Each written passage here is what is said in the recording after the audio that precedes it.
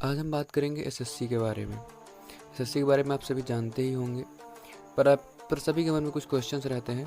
आज इस वीडियो में उन्हीं क्वेश्चन के आंसर फाइंड करने का प्रयास करेंगे। एसएससी का जो क्रेज़ है वो कुछ अब पिछले 4-6 सालों से बहुत तेज़ है।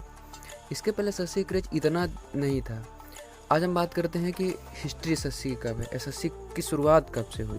देखिए, 4 नवंबर 1975 को भारत सरकार ने एक आयोग का गठन किया था, जिसे उस समय अधीनस्थ सेवा आयोग सबऑर्डिनेट सर्विस कमीशन कहा जाता था। फिर इसमें कुछ बदलाव हुए और 26 नवंबर 1977 को ये अधीनस्थ सेवा आयोग को बदलकर कर्मचारी सेवा आयोग एसएससी कर दिया गया, जिसे आज की डेट में हम एसएससी कहते हैं। और एसएससी का जो मुख्यालय है वो हमारी राजधानी दिल्ली में है। वैसे एसएससी हर साल बहुत सारे एग्ज़ाम कराता है, जैसे SSC CGL, SSC CHSL, SSC MTS, SSC CPO, stenographer, बहुत सारे कराता है और हर साल 47 पदों के लिए भर्ती करता है। पर आज हम मेनली एसएससी सीजीएल पर बात करेंगे। एसएससी सीजीएल में सीजीएल का मतलब है combined graduate level. Combined graduate level से साफ तात्पर्य है कि इसके लिए जो एलिजिबिलिटी क्राइटेरिया है वो कम से कम ग्रेजुएशन होनी चाहिए। आज हम बात करते हैं कि एसएससी की तैयारी हम कैसे करें। एसएससी की तैयारी करने के लिए सबसे पहले आपको डिसाइड करना होगा कि आप किस एग्ज़ाम के लिए तैयारी करना चाहते हैं। तो बहुत सारे एग्ज़ाम कराता है, जैसे एसएससी सीजीएल, सीएचएसएल, जैसे मैंने बताया। बात करते हैं एसएससी सीजीएल के बारे में। एसएससी सीजीएल का जो पेपर होता है वो 4 चरणों में होता है, टायर वाइज, मतलब टायर 1, टायर 2, टायर 3, टायर 4। शुरू करते हैं टायर 1 से। टायर 1 के पेपर जो होता है कंप्यूटर बेस्ड ऑब्जेक्टिव टाइप होता है, जिसमें 4 सेक्शन होते हैं। पहला क्वांटिटेटिव एप्टीट्यूड, दूसरा इंग्लिश कॉम्प्रहेंशन, तीसरा इंटेलिजेंस रीजनिंग और चौथा जनरल अवेयरनेस या जनरल नॉलेज। फिर अगर आप टायर 1 का कट ऑफ क्लियर कर लेते हैं तो आप टायर 2 में इंटर करते हैं। टायर 2 में बेसिकली 2 सेक्शन होते हैं, एक इंग्लिश पोर्शन होता है और एक मैथ का पोर्शन होता है। इसमें ये दोनों पेपर अलग अलग होते हैं। मैथ के पेपर में 100 क्वेश्चंस आते हैं, इसमें जो हमको अवधि मिलती है वो 2 घंटे की मिलती है।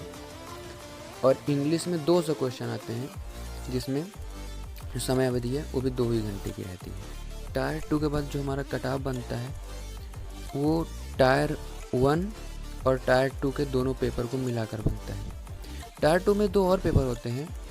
एक असिस्टेंट ऑडिट ऑफिसर के लिए पेपर 4 होता है, जो फाइनेंस का पेपर होता है, वो असिस्टेंट ऑडिट ऑफिसर बस के लिए होता है। और एक थर्ड पेपर होता है स्टेटिस्टिक्स के लिए, जो जेएसओ पोस्ट है, जूनियर स्टेटिस्टिकल ऑफिसर के लिए होता है, वो अलग चीज़ है।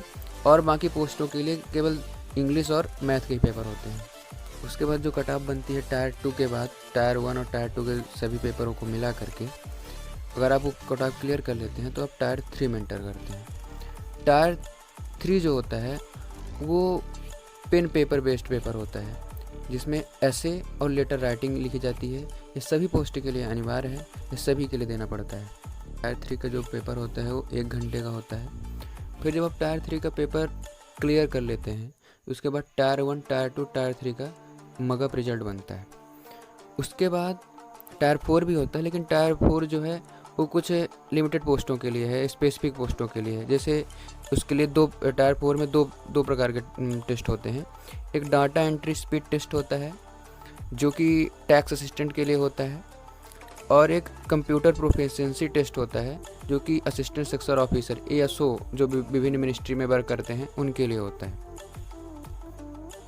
एसएससी सीजीएल के माध्यम से बहुत सारी पोस्टें मिलती हैं, लेकिन उसमें कुछ जो पोस्ट्स हैं, जो अट्रैक्टिव पोस्ट्स हैं, उनमें से एक है इनकम टैक्स इंस्पेक्टर। बहुत सारे लोगों का सपना होता है इंस्पेक्टर बनना। इसमें आप इंस्पेक्टर बन सकते हैं इंटेलिजेंस ब्यूरो में, सीबीआई में भी आप इंस्पेक्टर बन सकते हैं। एक्साइज इंस्पेक्टर जो कि जीएसटी इंस्पेक्टर बन गया है, उसमें आप बन सकते हैं। और अगर आप विदेश मंत्रालय में वर्क करना चाहते हैं, विदेश जाना चाहते हैं, तो उसके लिए एक पोस्ट होती है असिस्टेंट सेक्शन ऑफिसर, वो भी अच्छी पोस्ट है। और भी बहुत सारी पोस्ट हैं। आगे आने वाले वीडियो में हम टायर 1 के जो सभी पेपर होते हैं उनकी स्ट्रेटजी के बारे में बात करेंगे। टायर 2 के जो पेपर होते हैं मैथ और इंग्लिश, उनकी स्ट्रेटजी के बारे में बात करेंगे। और टायर 3 के बारे में भी बात करेंगे। और अगर आपके भी कुछ क्वेश्चंस हैं तो आप कमेंट बॉक्स में पूछ सकते हैं।